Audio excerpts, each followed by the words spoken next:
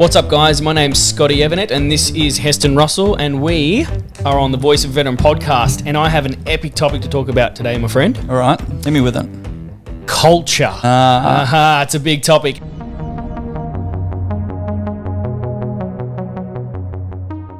So, can you shed some light on culture? And there's different levels of culture, and we're going to get into that, I'm sure. Yeah. But specifically, the latest one that just hit the media.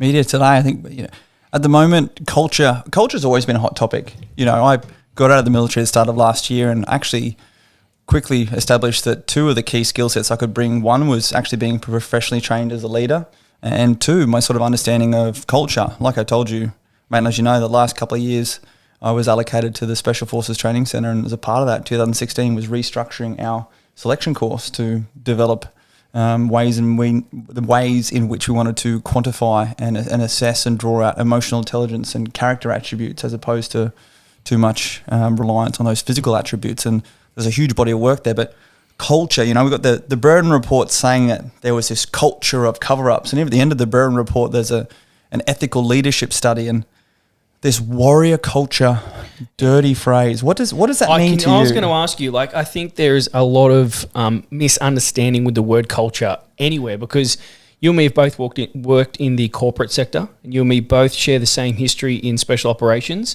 Yep. And I think that word it's got a different view for every single person that says it. Absolutely. Culture and leadership are two very easily and very lazily used things in order to, in my opinion, mainly affix blame or basically just provide excuses for things. I've spoken to you before about leadership and being a leader. The elements of being a leader are authority, leadership, and management. And the most laziest form of leadership is simply relying on authority. And the same goes for culture. Simply, culture is actually a byproduct of leadership. Culture is the environment through which a leader creates that aligns and motivates people's personal ethos and values to the mission and to the purpose. And where culture goes awry is because there's been a breakdown of leadership. People don't understand why they're doing what they're doing. So then how they do it, their personal conduct, if it's not already aligned to the values of that culture, goes awry. And I was going to say that that's a shared value list, right? Yeah. So those values are known to the team or known to the environment, right? Absolutely. It's shared and it's agreed to and it's accountable to. It's like a set of rules. Where we come from, you know it yourself, mate. I want to dive this into you as well. I keep talking about that time in 2012 where the true test of culture was in crisis. And, my deployment to Afghanistan in 2012, 67 missions over a 5-month period, the equivalent of one every second day going out. And as you know, mate, we didn't go out on pleasant patrols. We went out to capture and kill known insurgents into places where we had lost commando warriors beforehand, where we had threats that were both seen and unseen and changed between the blink of an eye. And watching the guys go out there and do that and do so in a way where they never feared for their own lives because they knew each other had their back, because they knew why they were doing what they were doing was bigger than them. And getting to see that agreed set of values that wasn't spoken, it was practiced. Exactly. And you're drilled in it through your commando selection process, so you know what's coming. Yep. You don't even you're assessed on whether you have those values, but there's also a set of values and responsibilities with the unit that you're trialing for, right? And then you get selected, so that just ingrains it even more. Absolutely. I would definitely want to jump onto that, and I would just want to this warrior culture piece. We're trying to demonize this word warrior culture, and it feels like it's getting negative. I'll be damned if I allow the future generations of Australians to believe that anything to do with a warrior culture is terrible. We need warriors. And the modern warriors, we have our Defence Force talking about the strategic soldier. The modern warriors know how to be a warrior on the front line and also a warrior back home, a warrior of the hearts and minds and a warrior of the physical and mental campaign as well. And we're really starting to get so black and white and one-dimensional in that. We're not actually giving our soldiers, sailors, airmen and women and officers the respect that they can actually appreciate, that they know how and when to apply these things. And where culture goes awry is because leadership has not been effectively practiced or held accountable. And we are seeing that in this report, in this Burden Report. We are seeing breakdowns of culture, and at the same time we are seeing recommendations that state that the senior hierarchy did not know what was going on the ground. and happily accepted as such recommendations. And as a leader, if you want to know what is happening on the ground, you find out. Right. You hold yourself accountable because you're accountable to those that you are accountable for. Now, when you start to say that there are breakdowns of culture, it has to come back up to you. And when you start reaching down to try and inject changes into that culture from your perception up above, you've already lost it, because culture permeates from leadership by example from the top, and then is absorbed from the bottom, and it should meet. And where it doesn't, there is a misalignment of values, there is a discrepancy in the purpose, and there is a lack of accountability culture somewhere. isn't something that can be cultivated overnight either. Culture is something that it takes practice and it takes management of, right? So you can't just make a change and flick a switch and have this cultural injection, whether it be positive or negative. Well, the most dangerous thing you can do is try and conduct overnight patchwork to culture. You know, the amount of times I walked into a corporate space giving a talk and said, hey, who here wishes that they could buy culture? If I said, hey, we'll give you a perfect culture, how big would that checkbook be? You could imagine, you know, the number one issue that people face in business is actually not the their performance as their professional performance. It's the conduct of those doing so. And, you know, just putting the value in the results and not how you got those results is where culture breakdowns. We've seen that from the biggest legal firms through to any system in place. There's been a lack of accountability or indeed care on how they achieved the outcomes, just as far as the outcomes. And mate, this is what we saw in Afghanistan for over a decade. As I've stood up and said before, we were measured on how many bad guys we removed from the battle space, how many people we killed, how many networks we disrupted, who was there focusing on how we were doing it, or even why we were doing that. As all these questions come about, why were we in Afghanistan? We know what we did was effective. How that occurred has been found to have been not even known by the majority of people who were there, and they're wondering why we're now having these issues and trying to fix this blame to this culture. Bit of you want your cake and eat it too, because in one way, Australians are seen as some of the best special operators in the world, right? And you can ask that it's our culture and our habits within that culture that we practice that make us very unique to other soldiers on the battlefield. Yet that same tool, that culture that sharpens us as special operators, can be seen, or is being saying at the moment, that it's the rot or it's the negative side of it. It's like, well, do you want the best soldiers on the battlefield, or do you want, what do you want, really? Absolutely, mate. You know, our sunburnt country, land of sweeping plains, by the nature of our Australian culture, we are actually a more resilient people. And at the moment, and the reason why I really want to step up to this conversation with you is because our military, and particularly within our special forces world, I hold my hand on my heart knowing that they truly are some of the very best representatives of our Australian people, and should be excelling in those careers outside of defence. And as we've spoken about, that's that whole transition piece where people like yourself and myself were able to almost fall through the cracks. And at the moment, I am able to stand up and just literally apply those things that I was taught through my professional military training about the value of making sure that individuals feel value, have vision and purpose, and being able to demonstrate authenticity by example. I'm already being able to provide some hope to those people who are watching and listening, because the conversations are real, and the need is very real. And the Australian public has this bottled up support for our veteran community. And the Australian public actually knows what is and isn't culture. And what I want to really make sure is that these conversations, such as attacking our military warrior culture without leadership as the ultimate accountability and byproduct of that, through to the article in today's paper talking about the plan forward in order to remove this alpha male-ism from special forces, is to put more females in there. And, this is a subject that a lot of people will shy away from, mate, but I need your help pulling this out of me here, because back in 2016, we've got some notes, need to stay on topic here. No, back in 2016, I came back from a year, the previous year, working over within the US Special Forces, where their Rangers actually, the 75th Ranger Regiment actually opened up their selection course to females for the very first time. And it was incredible to be a part of that. We're talking a hyper alpha male society over there, so much so that I was there in a giant town hall meeting with about 500 Rangers, including, the regimental sergeant major and all these other, warrant officer class 1 equivalents. And I remember one of them standing up at the end of this very lengthy discussion, They decided that they weren't going to change any standards. They were going to select people based on their merits, which is what their requirements were, and we'll get into that later. But this guy stood up and said, right, we'll happily have these women in as long as they meet the standards, but be damned if we're going to let any homosexuals get into our unit because, we can't trust them. And it was just huge to see these different cultural differences. And, it was, for me, sitting there just silently as the only Australian, it was absolutely fantastic. And then I came back the next year, and next thing, we were tasked to change the Special Forces selection course, particularly the Commando selection course. And that was because we were really starting to transition away from operations in Afghanistan. And for those who don't understand, the thing that I really love about the Special Forces selection course process is it's the ultimate activity in backcasting. So the Special Forces selection course has evolved every single year and needs to do so. Because at the end of the day, what you're trying to do is select the right person who can then be trained in order to achieve the operational capabilities that are required at the end. So, for example, we had high-level operations in Afghanistan doing what we were doing.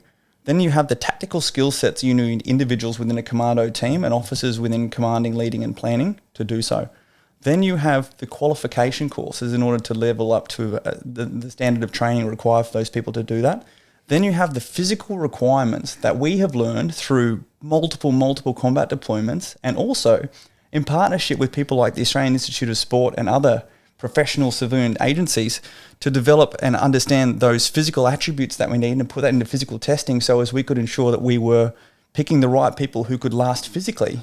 And then even on the selection course, again, working with the AIS and also with the Defence Health protocols, figuring out what precursor activities such as the webbing run, the pack march, and the swim, we needed these people to achieve so as we could change the work-rest ratios in hot and cold weather to enable us to be able to conduct the activity. And then at the same time, we're able to look at the type of person and how their behaviour was along that. Things like in the commando team, teamwork, responsibility, accountability, officers, those leadership criteria. And I can't list them all because it's the IP of the Special Forces Training Centre. But we would literally have this report card of the person we needed from physical attributes, and the first few days were spent doing that testing to make sure that we weren't going to break them and could legally conduct. It's methodical. What I'm hearing is so precise. It's precision. It was incredible, mate. Through to every single activity you do on the selection course. I was the officer in charge. I was the chief instructor of the selection course. Okay, as a major, I had all my team, all the NCOs, all these other officers supporting. Every single activity had a purpose, a premeditated purpose beforehand. Some of those were physically fatiguing because we needed to break down people physically before we could test them and expose them mentally and more so emotionally. Yeah. But you'd have an activity like, hey, you are to sort out this 10-kilo bag of brown rice and white rice into separate piles, and you would start putting some Tell me, you are looking for personality traits of these people who will fit the known culture of the unit, right? People who work well with people by precision choice, right? This is all part of it. So you can't just make a little change over here or try and sprinkle a little bit of dust over here to fix the culture. It's from inception of this planning precision all the way through to selection, all the way through to unit, practice throughout the unit. Like you're talking, it is the DNA of what Special Forces and Special Operators know. Well, absolutely. It's the hardest level of leadership and culture. It's actually critically analysing and arguing and defending and arriving on why you're doing what you're doing. So you would have some fantastic guys like yourself and all these other operators who would come in with these awesome ideas of how to basically stuff people over on the selection course to help draw out some of these attributes. But before we ever agreed to any task, and I signed off on any task in the risk assessment, it's like, why are we doing this task? What are we assessing? How does that match the attributes we want? Yep. And same time, whenever anything changed overseas in our operational requirements, and particularly in 2016, we really needed to quantify a lot more emotional quotient testing, because the 2 years before that, I'd spent bopping around Asia Pacific out of uniform, engaging with heads of mission and embassies and foreign nationals to discuss things that I needed to have military context for, but couldn't bring any military alpha male-ism to it. I needed to be an alphabetical male. I needed to influence and motivate and support them. Alphabetical male. We'll come back to that. Tell me more. Alphabetical male. So Just I quickly remember I did my selection in 2010, and I remember in particular Cam Baird, VCMG, who paid the ultimate sacrifice overseas. You know, he was one of those just hardened warriors, and he was tasked to get up in our face and, you know, really harped on about this alpha male piece, because within the commando call sign, you know, everyone has an individual call sign. We never say names on the radios. You know, it's very tactically unsound, you know, as a part of maintaining our secret identities. So, but the alpha call sign is always the platoon commander. So I was November platoon and I was the alpha. So my call sign on the radio was November Alpha. And a lot of people leapt onto that, like, you're the alpha, you know, you need to be in charge, you need to be the alpha male. And he's absolutely correct, where as the alpha, you have to be the leader. You have to be in charge from a responsibility place. And as I started to then helping out in the subsequent selection courses the next few years and then running it myself, I started to bring in this vernacular that is the alphabetical male, because, you know, I was never going to be a bigger alpha male than Cam.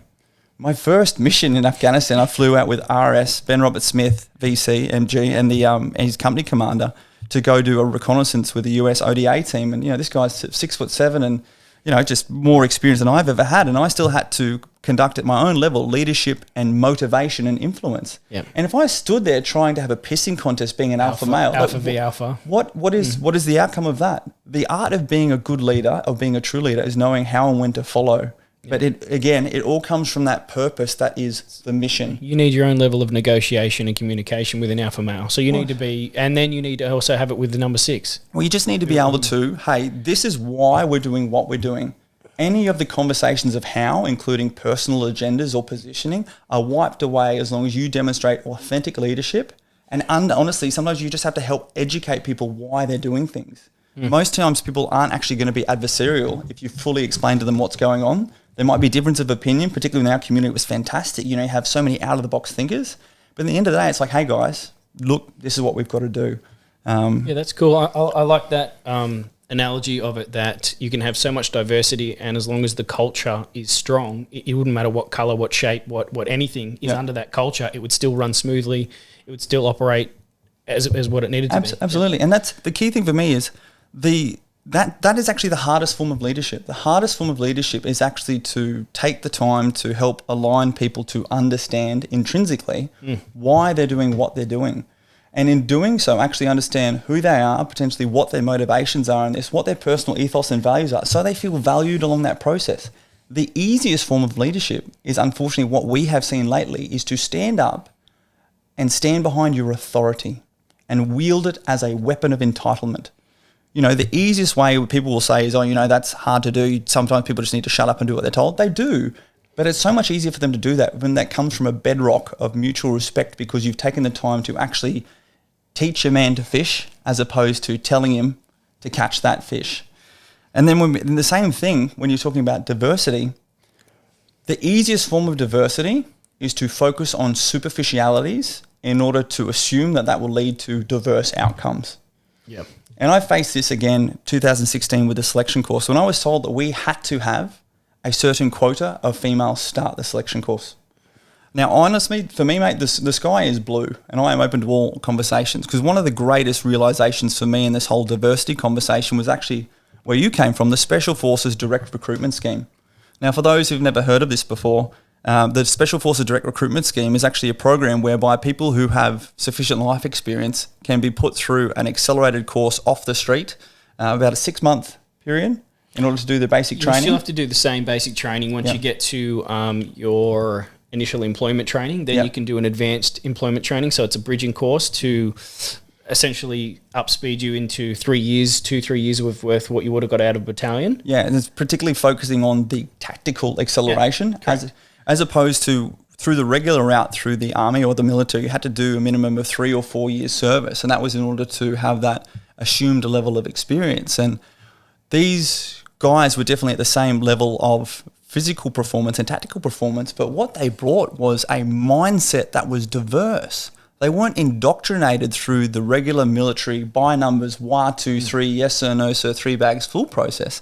And particularly as a tactical planner, some of the best ideas, I would bring in some of my Special Forces Direct Recruitment Scheme guys and be like, hey, we're going to do this. And they look at it like, well, why don't we get a shopping trolley and do this? And this is domestic counterterrorism stuff. And you're sitting there like, a military indoctrinated person does not think like that. Yeah. But this person and this person look exactly the same, white Caucasian male commandos, but the diversity in their outputs and the purpose behind the diversity that was incepted into the organisation had directly tangible outcomes.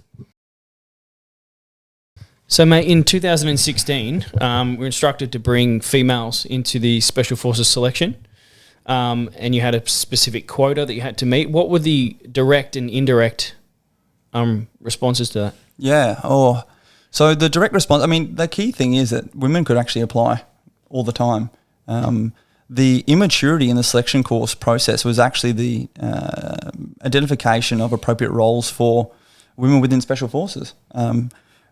If we wanted to be specific based on gender, the best thing I loved about the Special Forces selection course, and indeed my majority of my career in the military, was that it all came down to your performance outcomes. You know, on the selection course, you could have black, white, Hispanic, Asian, any form of sexuality, any form of religion. The best thing about my entire military career, probably like you, mate, is that we're all the same on that uniform. We're all the same under that rising sun in the army, and you're all measured on that daily renewable contract on your performance. Absolutely. How often we use the words like subject matter expert, right? The SME in that position would be brought down. It didn't matter what age, like even as a youngster, because I went in pretty young too. Yep. Even as a young person getting into the teams, if you were the SME in that specific role, whether it be medically, I was medically trained, so it's just like, hey man, you're the SME, doesn't matter that you're 19, doesn't matter that you're 20, like you're the guy.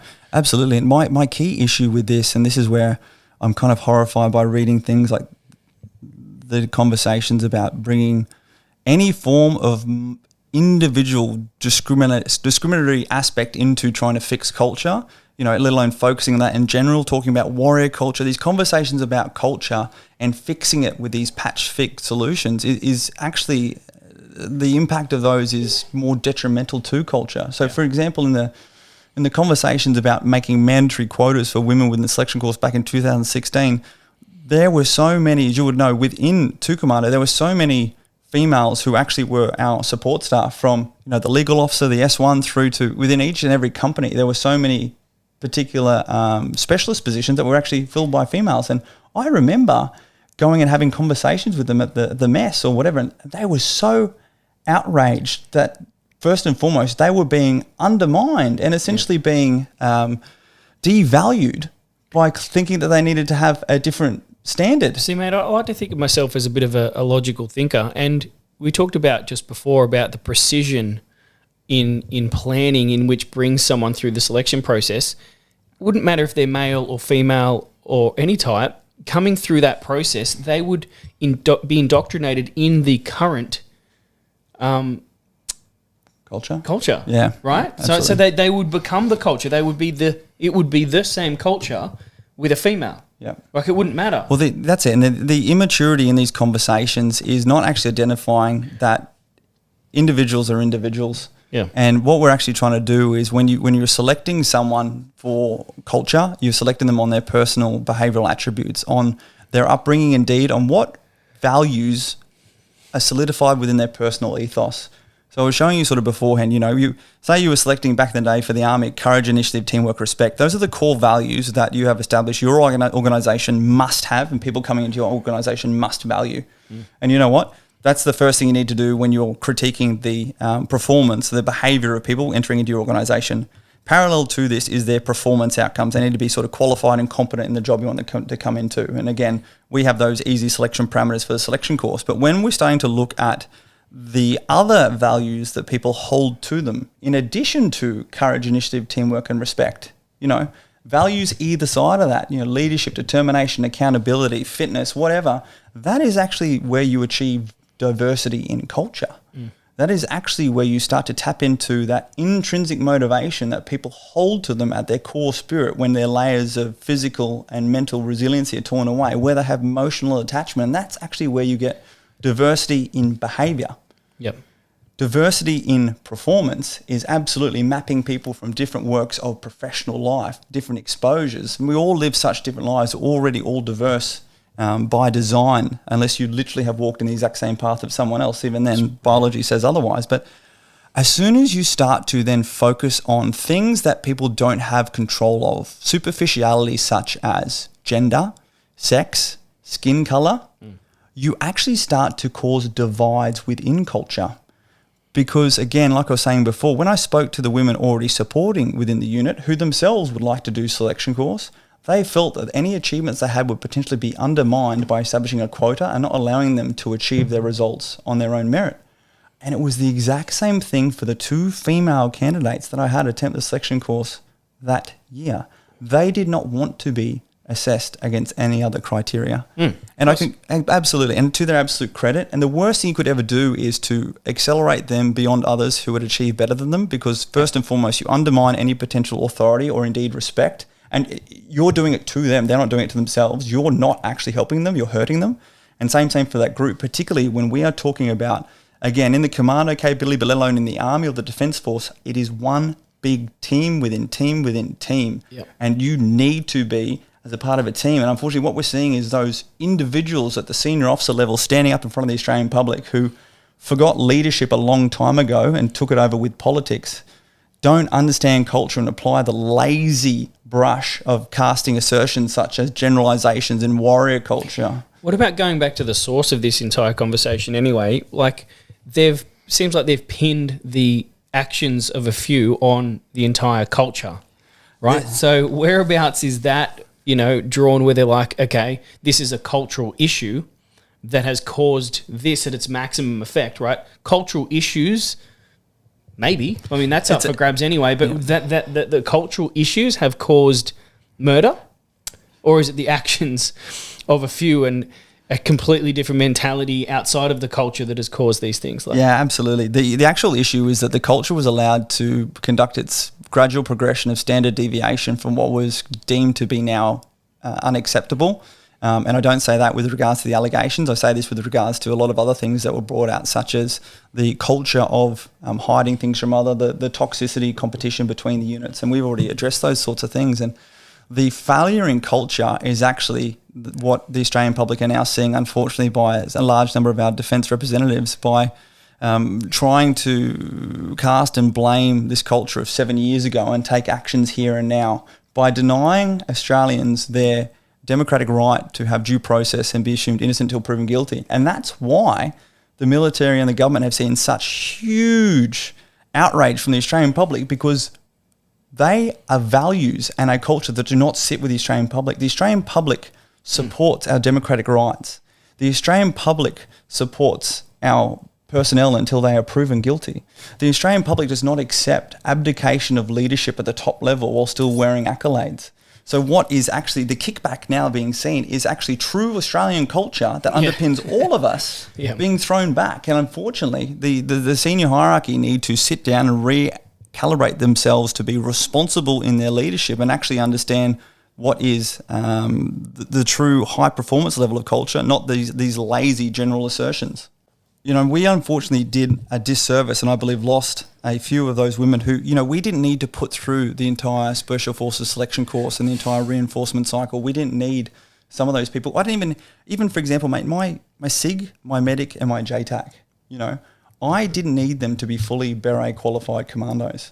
I needed them to be amazing SIGs, medics and JTACs. I needed them to undergo the rudimentary level of training in order to ensure that their own force preservation and also looking after my back while I was running around was required. But in the last couple of years where I was at the regiment, they changed the ECN grading qualifications, that there were no more of these non-qual positions. And if they wanted to stay, they had to go and do selection course. And, I had my SIG was fantastic and he always wanted to go do the selection course. Did that end up leading to like a lack of those job role specifics like manning? Do you know what I mean? Like were there less and less positions being filled when you needed more capability? Absolutely. And what happened was there was actually the ramifications of that were actually like they lost pay and allowances. There was a whole restructuring. But I said to him, he could have passed the selection course, and he was the right guy and he was so good at what he did. And I was like, it would have taken him a whole year to go and do that selection course and training. And I just had to sit down and said, hey, mate, you can do this and you have my whole blessing. But the capability I need right here and now is you as my SIG. We're about to deploy overseas. We're about to do this. And how sad is it that we got to a system that was that focused on superficialities, even in qualifications that were irrelevant to operational outcomes, that we were forcing these sort of decisions and having these ruptures within our culture, let alone when all of a sudden we're starting to say, right, the fix is we need to have this many women. Like, are we going to say we need this many gay people, these are, we can go into these conversations where's that been trialled? Because like I said, I think logically, like, where is that alpha male culture being injected with females to a success that we're modelling off? Or is this just someone's like pluck of an idea and we'll give it a go? The issue for me is, mate, we're focusing on what we're doing, not why we're doing it. Yeah. This is what I have really appreciated even in 2020 in the Australian society. We have moved through and worked through and uncovered so many things we've had to work through, from Black Lives Matter movements in the US, here in Australia, appreciating that all people need to be treated equally. Then all of a sudden what we continue to default back to is looking for these superficialities, discriminating factors, and trying to say that we need to focus on them more in order to achieve what I call lazy diversity. We actually need to focus on the true fabric, the emotional fabric, the values and the ethos of individuals, and how we put them together, how we apply intelligent leadership and actually develop these people up to being a culture and a capability that is looking forward, not left and right and looking for differences. The true leadership and the true test of culture is aligning people on purpose, not on what they're doing and how they're doing it with each other, but why they're doing it. And as you know, mate, be that personal resilience. When you know why you're doing something out on a mission, if you roll your ankle, if you are hungry, if you're tired, if you're fatigued, you don't worry about those small things that impact you, because you're worried about supporting the team and supporting the mission. Yeah. Same goes with culture. If you're getting people to focus on their individual aspects, then you're starting to cause a divide back down here. I tell you what, I'm going to add this last little bit in here. What I'd love to see, and whether it's a cultural fix or not, but just some more focus on this cultural element, is it being so strong that it continues post-military service. Because what I see going wrong, and I've felt, myself after a life in the military, is that a lot of those cultural things turn from a good thing to a bad thing out here, right? The way that you are with your team on that side of the fence versus when you're out of the team, it being a bad thing, because those same things that normally uphold how you turn up, how, your skill levels and everything are addressed, just totally changes out here. Absolutely. What I'm seeing at the moment is defence creating problems where there are none. The Australian society is actually already accepted, everything from gay, lesbian, transgender, everything else in between, equal rights for men and women, and there's still a lot of work to be done there. But what I really felt as a society in 2020, we are starting to push past so many of these superficial boundaries. And then all of a sudden I'm reading these things where, again, we're looking at a report from 7 years ago and putting towards solutions today that focus on discriminating factors of individuals as opposed to individual performance, behaviour and individual culture, ethos, values. We're not providing intelligence to it, we're providing potential knee-jerk reactions to it. And that's where I actually see defence should be leading Australia in our performance, in our conduct, in our culture and what we do. And there's always work to be done because, again, defence is where you really get exposed to that hyper life and death type stuff. And that's where true colours can be shown individually and collectively. And if we are sort of taking a step back in defence by telling the Australian public that the fix for our culture is to focus on discriminating factors that aren't even of people's choice, we've already been divisive in the Australian public. And we've already seen that. We've already seen the rift our senior commanders has caused in the release and handling of this Brereton report with the Australian public. I don't want to see it continue. I want to see common sense prevail. And I want people to actually appreciate we're already there. Stop focusing on things that you're actually turning into problems. Yeah, for sure. Any further notes on culture? I think that's it, mate. It's such it's a huge conversation. I think the key thing for me is wanting to help people understand culture and leadership. There are different layers and levels to it. The laziest thing is to try and look to find labels and solutions from the bottom up and the top down and rely on authority as opposed to leadership by action, practicing what you preach, understanding that individuals are emotionally regulated and need to feel valued. And the best thing you can do for any culture is align people to a true and authentic purpose and hold yourself and them accountable along the way and lead by example. Until we start focusing on outputs, as opposed to inputs, we're going to be stuck with a mess in the middle. Couldn't agree more. There you go. Good hustle. Thanks for the chat, Scotty. You're welcome. Thank you. Thanks for listening to the Voice of a Veteran podcast. We really hope that there were some key takeaways that might help you, be they relatable, be they aspirational. But we're not just here for your entertainment, so please make sure you remember, move on, and action from here. And that's it, guys. If you've heard something here today that has truly helped you, it's our duty to share that information with as many as we can. Support is about being proactive, and that's taking action to better our own lives as well as the lives as many mates as we can.